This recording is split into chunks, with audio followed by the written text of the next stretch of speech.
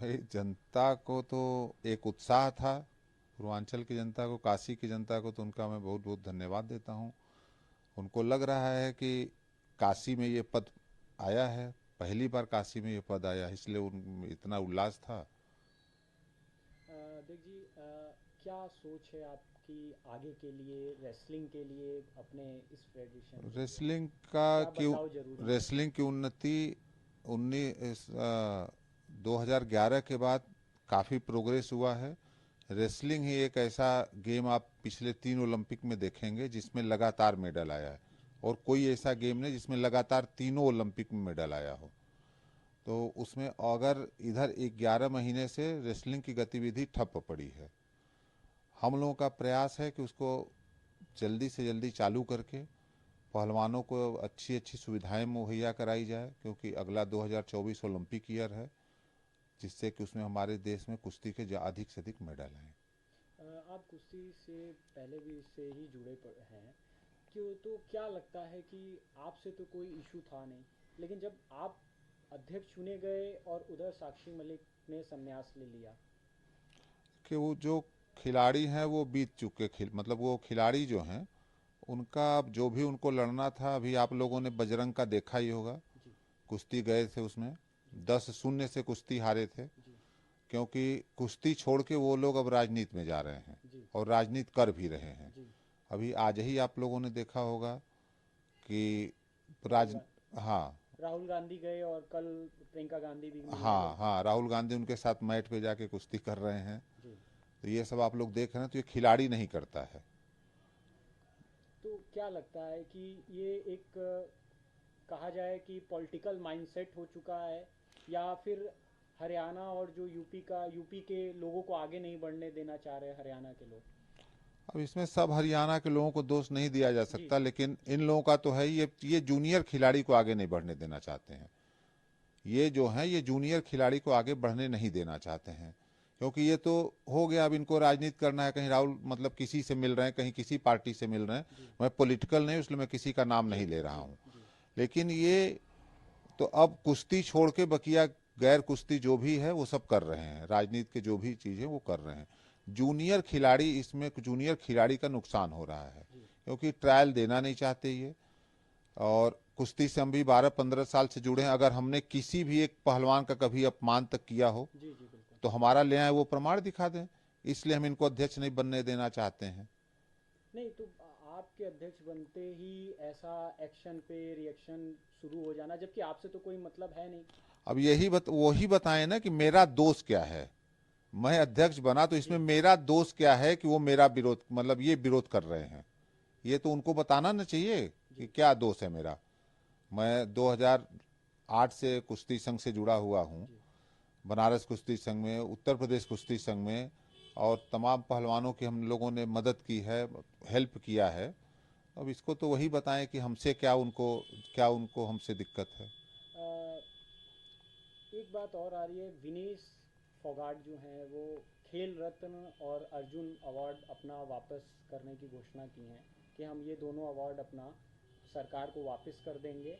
और कुछ बयानबाजी को लेकर वो बता रही हैं कि विश्वभूषण जी की जो बयानबाजी थी, दबदबा रहेगा, दबदबा है, उसको लेकर।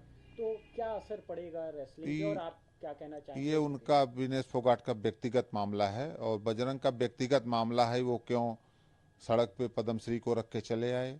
जी। और ये विनेश फोगाट का व्यक्तिगत मामला, इस पे हमें नहीं कुछ बोलना नहीं तो होगा। ऐसा करना चाहिए इन लोग को, एज ए आप हमारे मैं हिसाब से संघ इतना के हिसाब बड़ा से। सम्मान जो मिला है जी। उसको नहीं करना चाहिए, क्योंकि इसके पीछे देश का पैसा भी लगा है। जी। इनको स्टार खिलाड़ी बनाने में देश का पैसा और देश की जनता का भावना भी लगा हुआ है। फेडरेशन ऐसा नहीं कि वो अपने से खिलाड़ी बन गए, फेडरेशन ने उनके लिए बहुत कुछ किया है। जी। जी। तो ये सब देखते हुए हमारे हिसाब से तो ये नहीं करना चाहिए। आगे आपका क्या कोई बातचीत सरकार से, खेल मंत्रालय नहीं, से? अभी सरकार से हम लोग बातचीत करेंगे, अभी बातचीत हुई नहीं है। जी। सरकार से बातचीत करेंगे और उम्मीद है कि वहाँ से बात बन जाए, क्योंकि लीगली हम सही हैं, हमारे हिसाब से हमने सब सही किया है। और अगर वहाँ से नहीं होता है तो लीगल ओपिनियन ले करके कानूनी रास्ता देखा जाएगा। ये जो चुनाव हुआ था, ये तो सुप्रीम कोर्ट के ही कहने पे हुआ ये था। सुप्रीम कोर्ट के निर्देशन पे हुआ था चुनाव। उसके बाद इसमें जम्मू कश्मीर के रिटायर्ड चीफ जस्टिस रिटर्निंग अफसर थे, आईओए के ऑब्जर्वर थे, यूडब्ल्यूडब्ल्यू के ऑब्जर्वर थे। पूरे 47 वोट पोल हुए, जिसमें से 40 वोट मुझे मिला, 7 वोट उनको मिला है, और पूरी पारदर्शिता से बैलेट पेपर से चुनाव हुआ है। पूरे संवैधानिक तरीके से और लोकतांत्रिक तरीके से चुनाव हुआ है, उसमें मैं विजयी हुआ हूँ। अच्छा, जो एक बात आ रही है बृजभूषण शरण सिंह जी की से भी बातचीत, जब एएनआई पे बात उनसे किया गया तो वो कहे कि साक्षी मलिक संन्यास ले चुकी हैं और मैं भी ले चुकी हूँ, और संजय जी पुराने रेसलिंग से जुड़े हुए रहे हैं, अब उनको देखना है, उनको चलाना है। तो किस तरीके से तो हम तो वही कह रहे हैं कि बृजभूषण शरण सिंह जी भी संन्यास ले चुके हैं, साक्षी मलिक जी भी संन्यास ले चुकी हैं। तो अब दोनों लोगों को, वो तो पुराने राजनीतिज्ञ हैं, राजनीति कर रहे हैं, वो 7 बार के सांसद हैं, जी जी 6 बार के सांसद हैं, 1 बार उनकी पत्नी सांसद हैं। जी तो वो पुराने राजनीतिक हैं। इनको नई राजनीति का शौक चढ़ा, तो ये भी जाकर के अपनी राजनीति ही करना है तो राजनीति करें, और खिलाड़ियों का भविष्य न बर्बाद करें, क्योंकि जूनियर खिलाड़ियों का भविष्य बर्बाद हो रहा है। असर पड़ता ही होगा। बिल्कुल 100% असर पड़ा हुआ है। 11 महीने से एक्टिविटी ठप पड़ी है, न कोई कैंप लगा है, ना ही एक कोई नेशनल हुआ है। तो ये सब गतिविधि ठप है, जिससे बच्चों को एक्सपोजर मिलता है, उनको पता लगता है ना कि हम कहाँ खड़े हैं। उसमें जब कंपटीशन देते हैं तो उनको मालूम होता है कि हमारी स्थिति क्या है, उसमें क्या सुधार लाना है। तो कुश्ती को अगर बढ़ाना है तो मैं यही कहूँगा कि वो लोग अपनी अपनी राजनीति करें, जो करना हो, कुश्ती में राजनीति ना करें।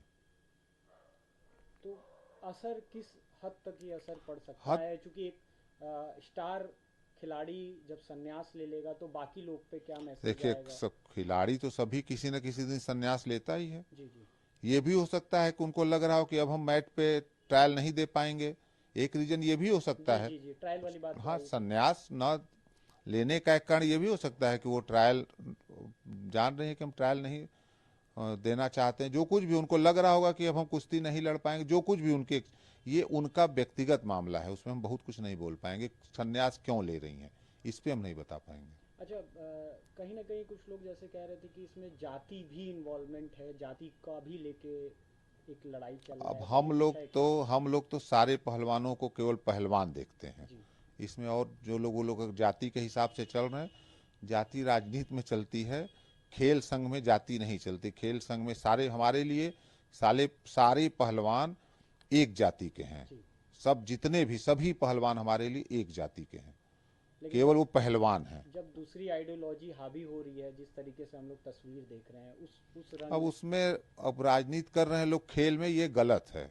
कुश्ती किसी भी खेल संघ में खेल को खेल की तरह छोड़ देना चाहिए, खेल में राजनीति नहीं आना चाहिए। आपको लगता है ये कहना चाहेंगे एक मैसेज कि आप जाइए, खिलाड़ियों से मिलिए, प्रोत्साहन दीजिए, उनको भड़काइए तो नहीं कम से कम? हाँ, जैसे बिल्कुल बिल्कुल, जाकर के खिलाड़ियों को प्रोत्साहन दें। कुश्ती को बढ़ाने के लिए लोग आए, इन लोग का भी स्वागत है। जी ये लोग आए, कुश्ती के बच्चों को मोटिवेट करें, कैसे आप कुश्ती लड़ें, क्या करें, तो इनका भी स्वागत है। हमारे यहाँ फेडरेशन में स्वागत है इनका। हरियाणा के बहुत लोग अभी हैं कुश्ती में, क्या यूपी के लिए आप क्या सोचें? यूपी के भी बहुत सारे खिलाड़ी आगे बढ़ेंगे अब? 100% बढ़ेंगे, बढ़े भी हैं, बढ़ेंगे, 100% बढ़ेंगे। यूपी के भी खिलाड़ी, पूरे देश के खिलाड़ी। हम लोग किसी जी एक प्रदेश को, फेडरेशन का जो अध्यक्ष है वो किसी एक प्रदेश को लेकर के नहीं चलता है। उसके लिए सारे स्टेट के सारे पहलवान, सारे जिले तक के पहलवान उसके लिए एक बराबर है। उसके लिए न कोई क्षेत्रवाद है, न कोई जातिवाद है। पहलवान हमारे, मैंने पहले भी कहा कि सभी पहलवान हमारे लिए पहलवान हैं। ओलंपिक खेलना होगा तो ट्रायल देना ही पड़ेगा। 100